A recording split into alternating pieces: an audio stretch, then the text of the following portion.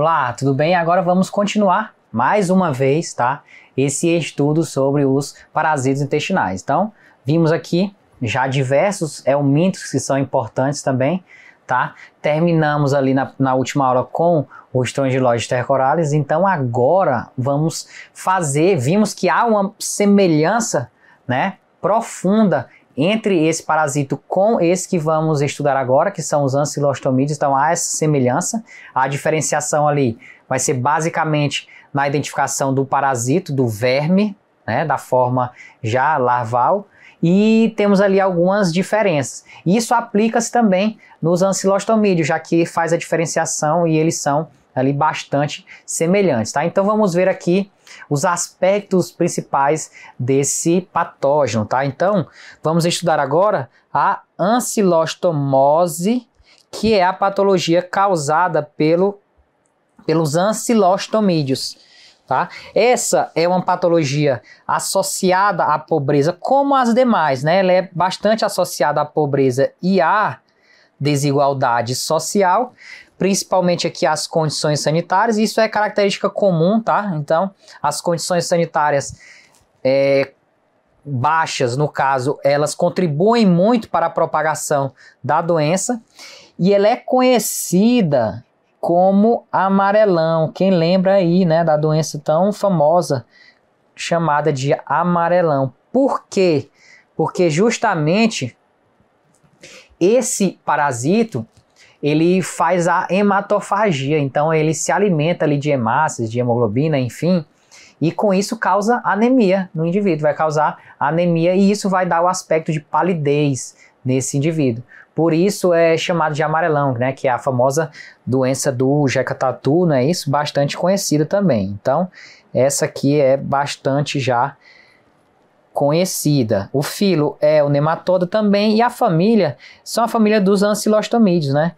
Então temos aqui alguns agentes etiológicos. Vamos ver agora quais são esses agentes etiológicos. Eles são também bastante similares, e os que causam doenças, os importantes aqui, temos basicamente o Ancylostoma duodenale, que é o mais conhecido, né? O principal aqui, o Ancylostoma duodenale. Temos também infecções possíveis através de Necator americanos, também faz parte dos ancilostomídeos. E essa última espécie, tá? Ancylostoma ceylanicum, ela é uma zoonose transmitida por cães e gatos e também infecta o humano, tá bom? Então há essas três espécies principais aqui, sendo que essa doença ela ocorre, né, principalmente nas regiões tropicais e subtropicais. Não é ali uma doença, um agente cosmopolita. Então, introdução tranquilinha, não é isso? Vimos qual é o nome do agente causador. Agora vamos ver a morfologia. Vamos passar agora para a morfologia.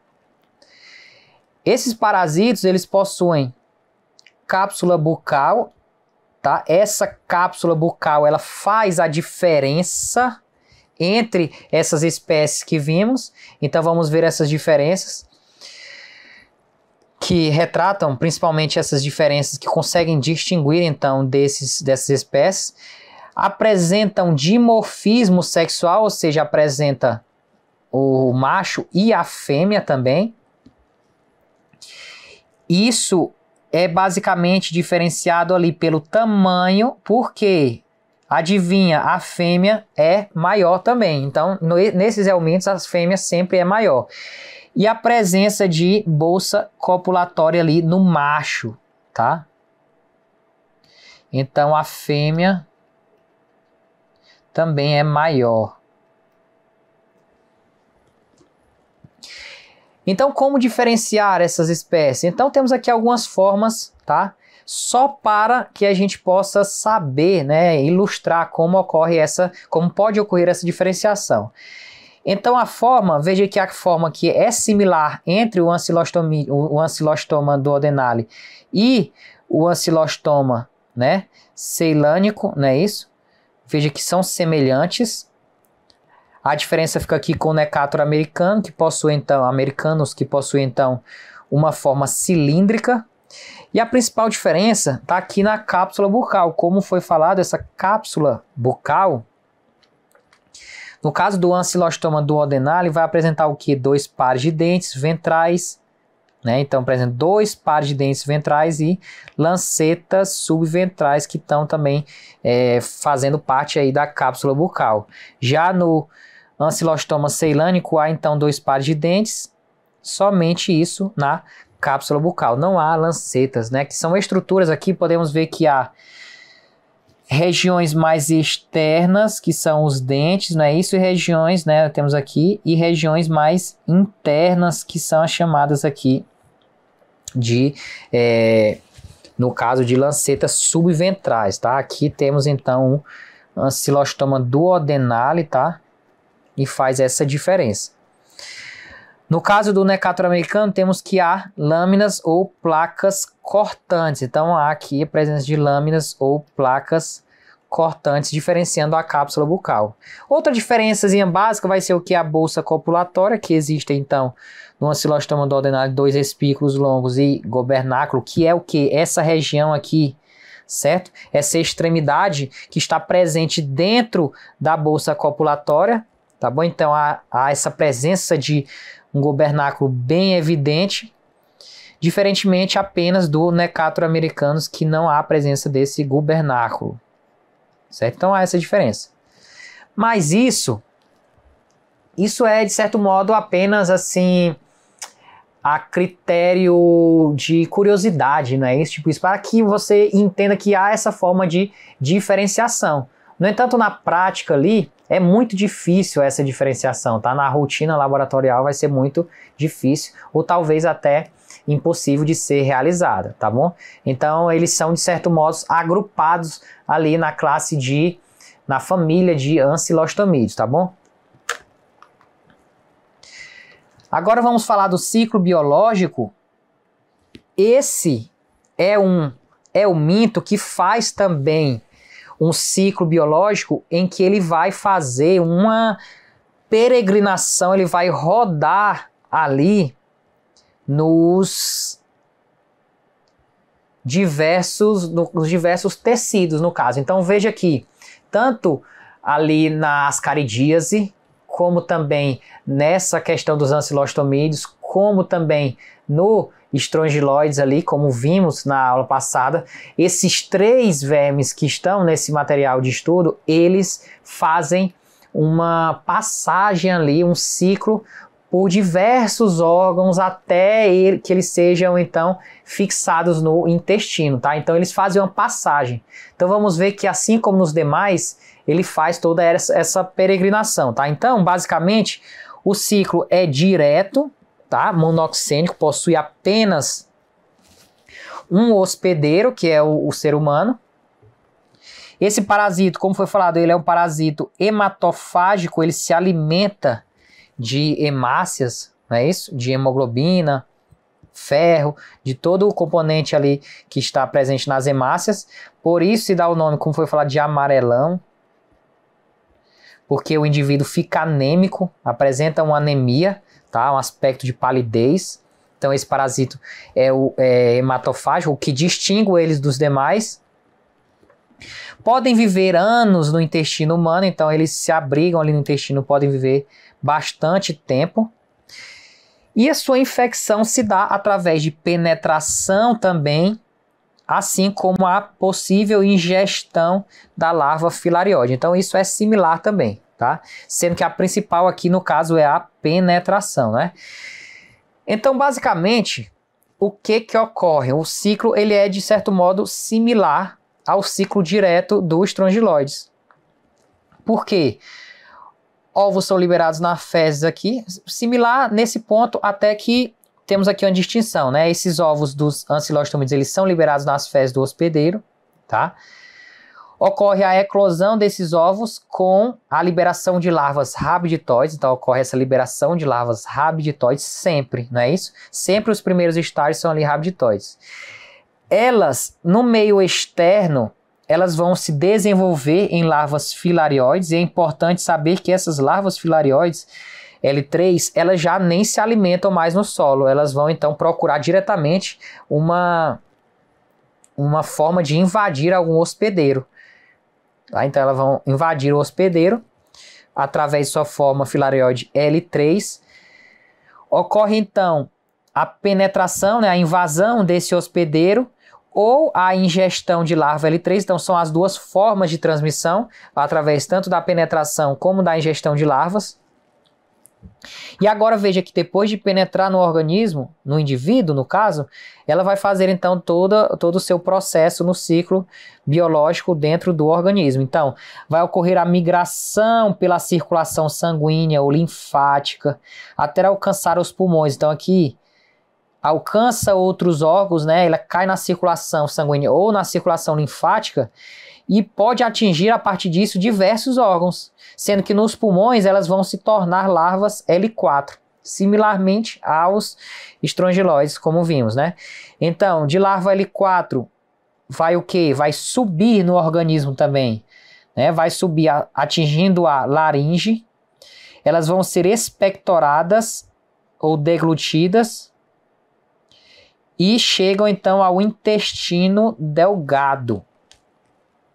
Então veja que há similaridade aqui com relação ao ciclo biológico, tanto dos ancilostomídeos como do estrongiloides na forma de ciclo direto, né? Tirando, claro, aquela parte da partenogênese, né? Algumas diferenças, né? Mas basicamente vai ocorrer a eclosão do ovo, vai ocorrer na verdade a liberação ali de uma larva rabditoide, vai transformar-se em larva filarioide infectante, vai posteriormente penetrar o indivíduo, fazer a circulação caindo ali na circulação sanguínea, enfim, penetrando diversos órgãos, e assim vai fazer então o processo, né, de subir no organismo através da laringe, ali vai ser expectorado, deglutido e assim vai cair passando pelo estômago até chegar no intestino. Então basicamente é isso o ciclo biológico.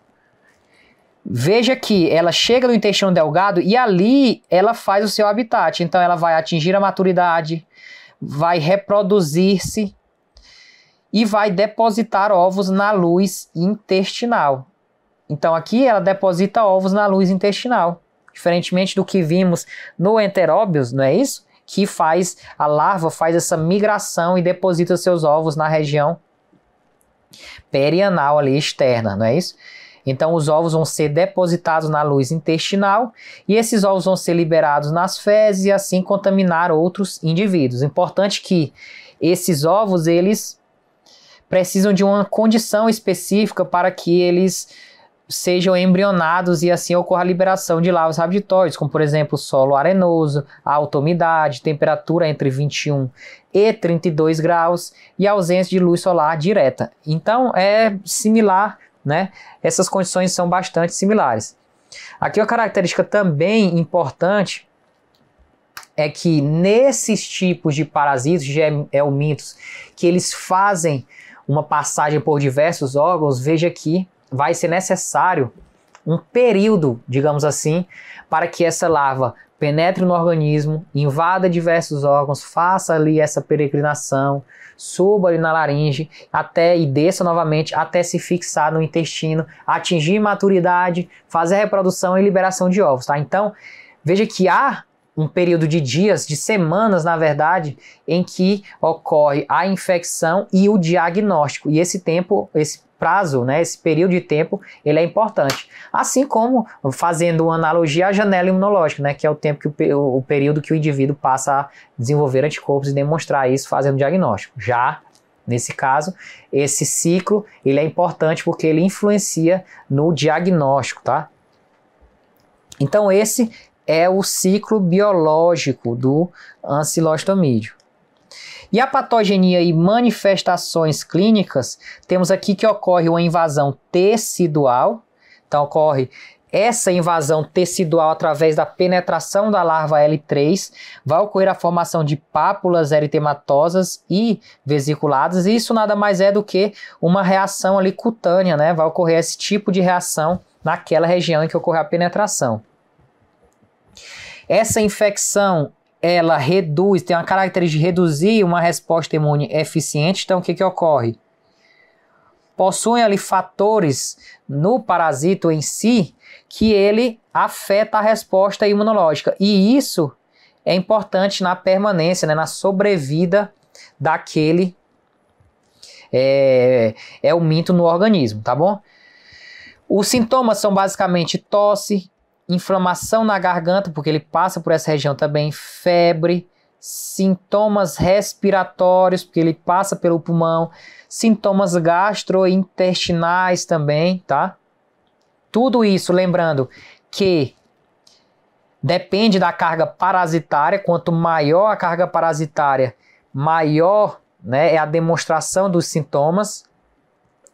Outra característica importante é que esse parasito, os ancilostomídeos, causam desnutrição do hospedeiro, porque eles passam a se alimentar ali na luz intestinal. Tanto é que o indivíduo desenvolve, na verdade, uma característica específica, um sintoma específico, né, que é chamada de alotriofagia ou síndrome de Pica. O que quer dizer isso, né? O que quer dizer isso? Como causa uma desnutrição acentuada no indivíduo, causa, né, uma má absorção. Com isso, o indivíduo também vai causar ali, vai desenvolver um aspecto mais pálido, vai desenvolver uma anemia, porque o indivíduo não absorve completamente aqueles nutrientes, tá? Então isso desenvolve uma característica importante, que é a necessidade, né, que o indivíduo tem de se alimentar de materiais, digamos assim, não nutritivos. A esse nome, né, de alotriofagia, nesse caso, os indivíduos, né, se caracterizam por se alimentar o quê? De barro, de areia. Então veja que se alimenta, a fome passa a ser tão grande, e a desnutrição também, que esses indivíduos eles passam a se alimentar de coisas não nutritivas, né? Então a isso se dá o nome de alotriofagia, tá bom? Ocorre também a perda crônica de sangue.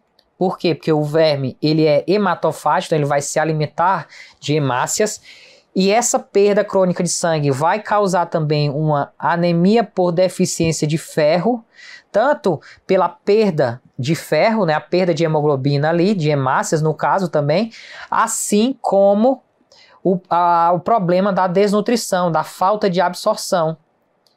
E isso também, consequentemente, desenvolve, né, paralelamente ali uma hipoalbuminemia, tá? Então, acaba que diminui a produção de albumina também. O hemograma, então, de acordo com isso, vai produzir ali, vai demonstrar uma anemia microcítica e hipocrômica, como se fosse uma anemia por deficiência de ferro de fato, né? Porque o indivíduo não está se alimentando normalmente, ou não está absorvendo aqueles nutrientes.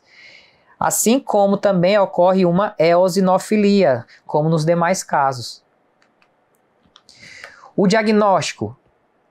Quais são os diagnósticos? Os diagnósticos se fazem por identificação dos sintomas cutâneos na penetração daquele parasito, identificação dos sintomas pulmonares e intestinais. O diagnóstico diferencial ele é difícil também, porém temos aí algumas questões que diferenciam dos demais, como por exemplo essa questão da hematofagia, né? Então a produção de anemia acentuada, né? Essa desnutrição também mais acentuada. Então isso é importante no diagnóstico diferencial também. Pode cursar com presença de anemia e eosinofilia, assim como não, né? Assim como pode não estar presente também. Então,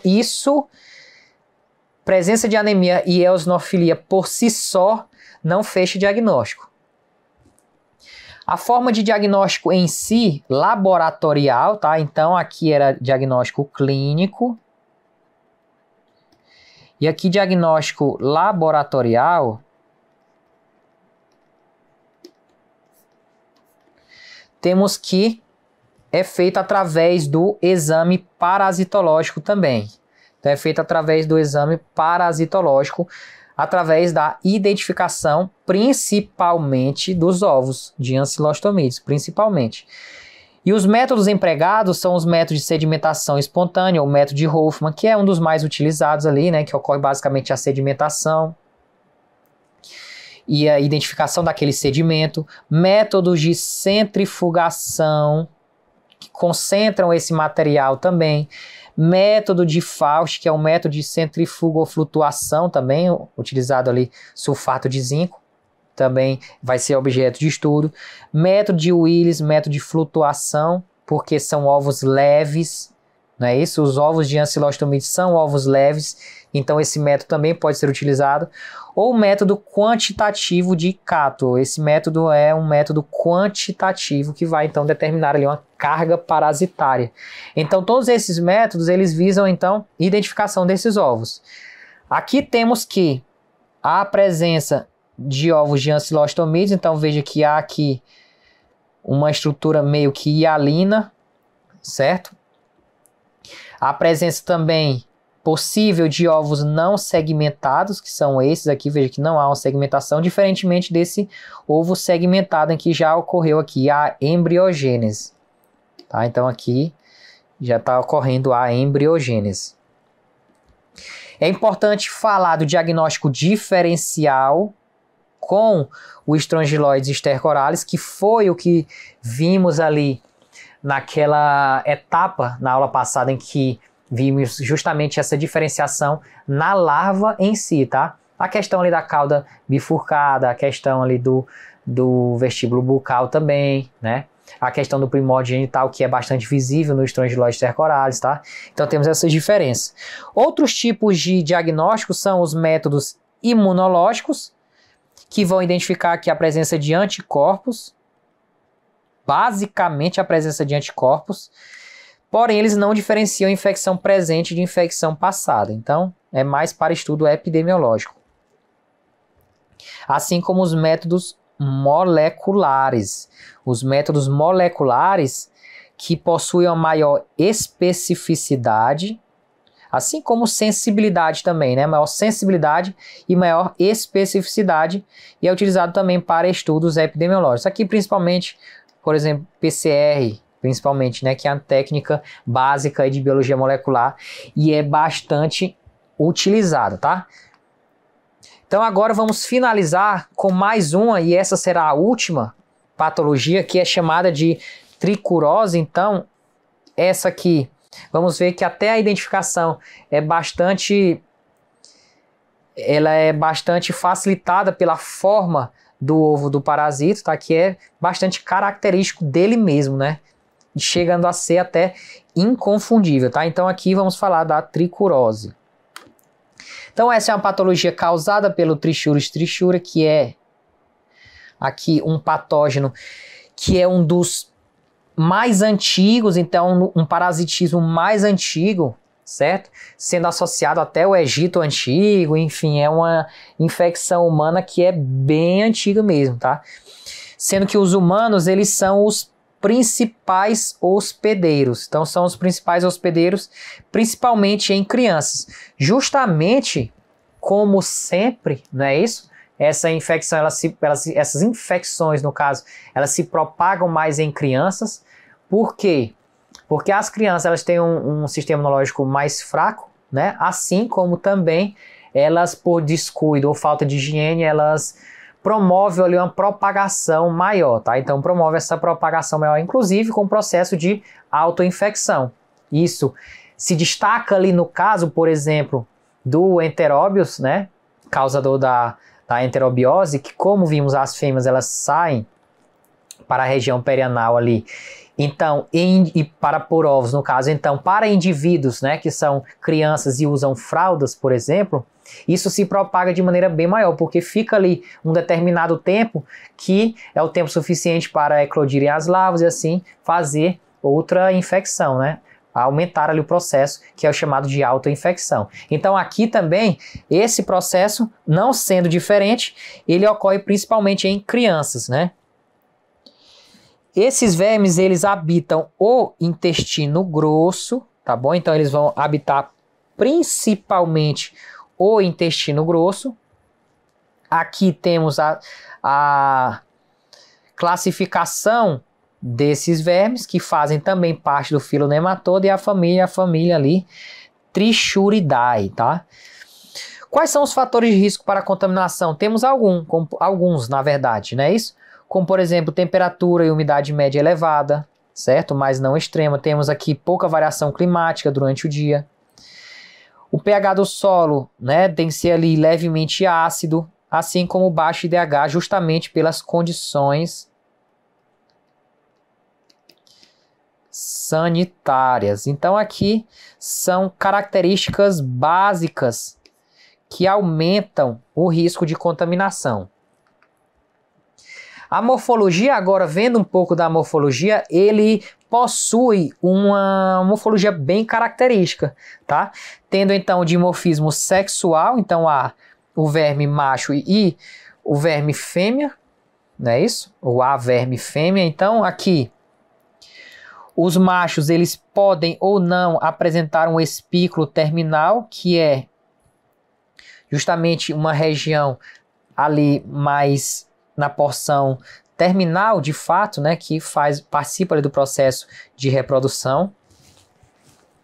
Então veja que aqui nessa imagem temos a diferenciação entre as duas formas, tanto o macho como a fêmea. Então veja que a fêmea ela possui um tamanho maior, então ela possui já um tamanho maior, assim como todos os demais. A diferença também está na cauda, né? Na extremidade. Porque essa extremidade no macho ela é curvada ventralmente, enquanto na fêmea ela é retilínea. Então veja que basicamente em todos os eumintos há essa diferença, tanto de tamanho como na cauda, que no macho ela vai ser curvada e na fêmea vai ser retilínea.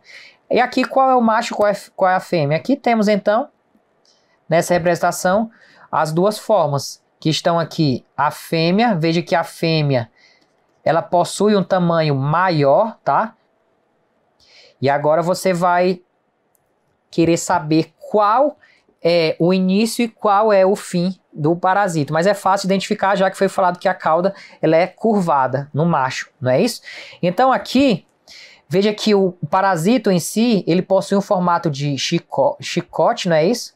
Que ele possui uma porção bem fina e outra porção mais alongada, né? De fato mais grossa no caso, não é isso? Então veja que essa porção fina ela preenche uma porção maior, tá? Então veja que há uma porção maior, essa porção mais fina, e uma porção menor que a porção, né, posterior, tá? Então essa porção mais fina é a porção anterior, tá bom? E aqui ocorre justamente o que? A boca, ocorre justamente o esôfago. Então tudo isso aqui trata do esôfago. Então veja que o esôfago ele ocupa 2/3 do euminto. Então ocupa praticamente todo o euminto, não é isso? Então boa parte dele. E ele possui aqui uma camada unicelular de esticócitos, que são células que fazem esse revestimento no esôfago, das células do esôfago, tá? Então há esse revestimento. Então a porção anterior é a porção mais fina, tá? Começando aqui com o que? Na fêmea, temos aqui a boca e o esôfago percorrendo aqui toda essa região, tá? Então temos basicamente isso. Aqui temos a característica do macho, que tem uma cauda curvada, e da fêmea a cauda retilínea.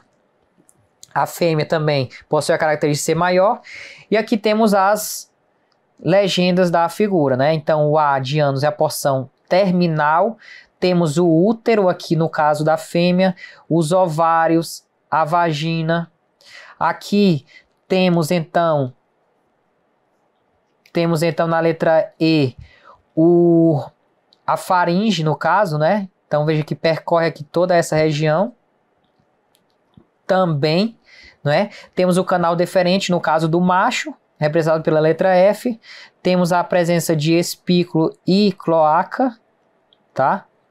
E aqui temos o testículo também, que são as características que dão, então, o dimorfismo sexual. Porém, de importante, temos o quê? Só nessa identificação de qual é a porção anterior e qual é a porção posterior, essa diferença entre o macho e a fêmea, do tamanho e da cauda, assim como essa característica importante também do tamanho do esôfago.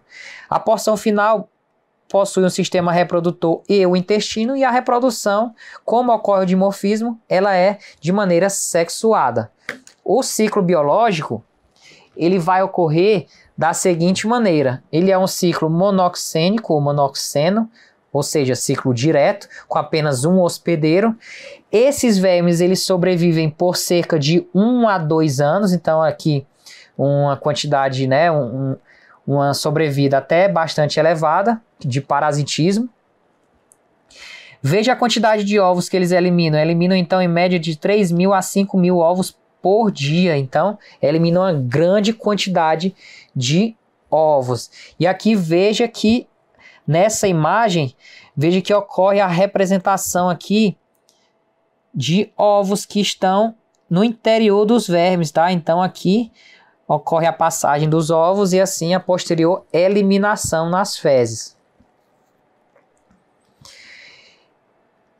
5 a 20% completa o desenvolvimento até o verme adulto. Então veja que eles eliminam uma grande quantidade de ovos, porém apenas pequena quantidade consegue chegar até a fase adulta. E condições para a embriogênese, quais são?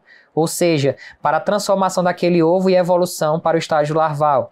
Temos então aqui umidade alta, temperatura entre 21 e 34 graus e ausência de luz direta. Essas são algumas características, como as demais também, similar às demais nos demais helmintos, tá? Esse ciclo biológico, como ocorre? Ele é um ciclo biológico até bastante simples, digamos assim, simplificado. Por quê? Ocorre basicamente a ingestão de ovos, contendo a larva, tá? Em primeiro estágio, então ocorre essa ingestão de ovos, tanto através de água como alimentos contaminados. Principalmente, né, as principais formas, através de água e alimentos contaminados. Esses ovos eles vão então descer pelo estômago, passando ali pelo pâncreas, também naquela região, né, do estômago, descendo para o intestino, ali onde vão sofrer a ação do suco gástrico, baixando o pH, assim como também, né, o suco pancreático, e tudo isso trata então de condição especial para que esse ovo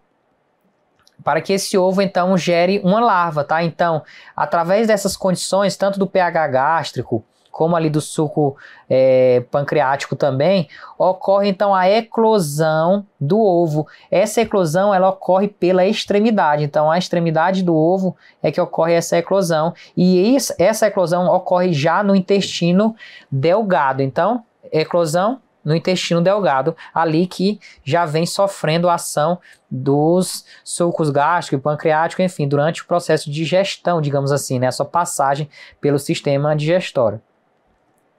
Chegando no intestino delgado, essas larvas que eclodiram dos ovos, as larvas L1, elas vão penetrar preferencialmente nas cristas secais, tá? As cristas no seco, né, que é a região ali do intestino grosso, não é isso? E vão habitar as células na camada epitelial. Então elas habitam essas células epiteliais. Elas vão habitar essas células epiteliais. Ali, nas células epiteliais do seco, elas vão fazer então o desenvolvimento do verme.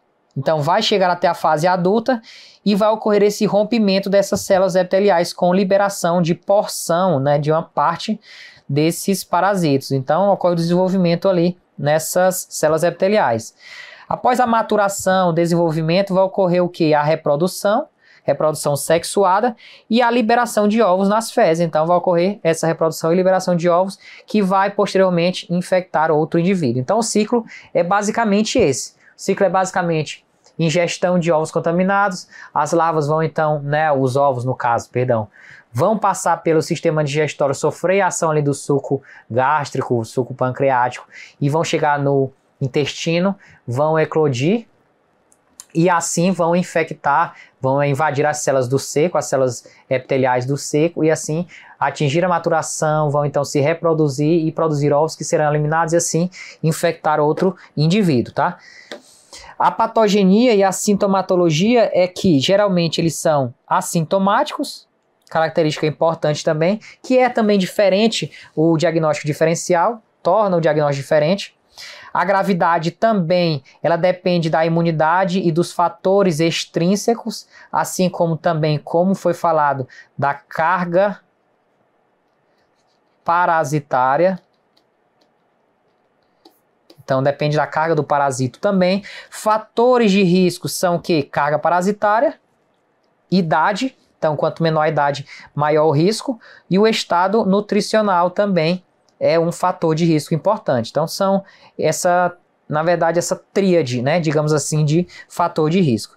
Os sintomas, eles vão desde dores de cabeça, dor epigástrica e no baixo abdômen, diarreia, náuseas, vômitos em diversos graus, né, em graus variados, perda nutricional também, colite e apendicite. Então esses são alguns sintomas, né, a maioria dos sintomas que podem ser desenvolvidos. Então veja que eles não possuem sintomas difusos, né, porque esse parasito ele não transita ali entre os diversos órgãos. Quando ocorre a infecção grave, é a chamada de síndrome disentérica crônica, em que os sintomas são basicamente aqui diarreia com muco e algumas vezes sangue, dor, edema, perda de peso, enfim. Então essa é uma forma mais grave da doença, chamada de síndrome disentérica crônica, quando a carga parasitária é muito alta e o indivíduo apresenta esses fatores de risco. O parasito ele infecta o seco intestinal, como foi falado, né, as células epiteliais ali do seco intestinal. Porém, ele pode atingir todo o intestino grosso, o reto e o ilho distal também. Então são outras regiões que podem atingir, mas veja que não há aqui, pelo menos normalmente, uma produção de uma infecção ectópica, digamos assim, em regiões diferentes do original, que é o intestino. A característica importante é que esses parasitos ocorrem que eles infectam essas células epiteliais do seco, e uma característica importante é que a parte anterior, que é aquela parte mais fina, ela fica ainda inserida, ela vai romper essa membrana dessa célula epitelial. E essa parte anterior, que é a parte mais fina, ela fica ainda inserida na célula e expõe a parte mais grossa, digamos assim, que é a parte distal, tá? Então isso é uma característica importante também. E muitos parasitos podem infectar ali o mesmo indivíduo, tá bom? Esses parasitos, eles vão causar diversas lesões intestinais, as lesões nesse epitélio devido a essa penetração nessas células. Isso vai fazer com que ocorra a produção de IgE também, assim como aumento de eosinófilos.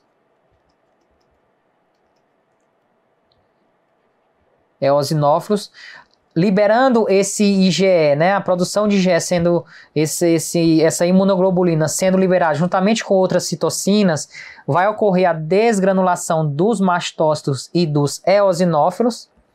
Isso tudo vai causar diversos reflexos no organismo, como por exemplo o aumento da permeabilidade intestinal, e isso pode piorar os sintomas.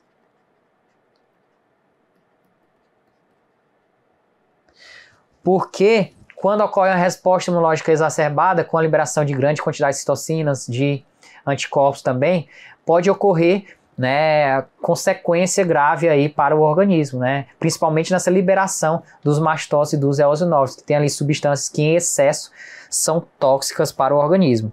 Uma proteção importante é através da IgA. Essa IgA aqui, ela funciona ali como um primeiro mecanismo de barreira nas mucosas e ela protege dessa infecção por trichuras, tá? Então a IgA sérica, ela é protetora do organismo.